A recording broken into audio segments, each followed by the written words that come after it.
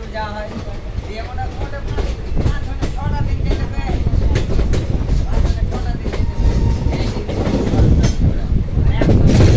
ভাই আমি যেদিন বাজারে যাবো 52 টাকা 60 টাকা ওরা যেদিন যে ভাড়া নিয়ে আসছে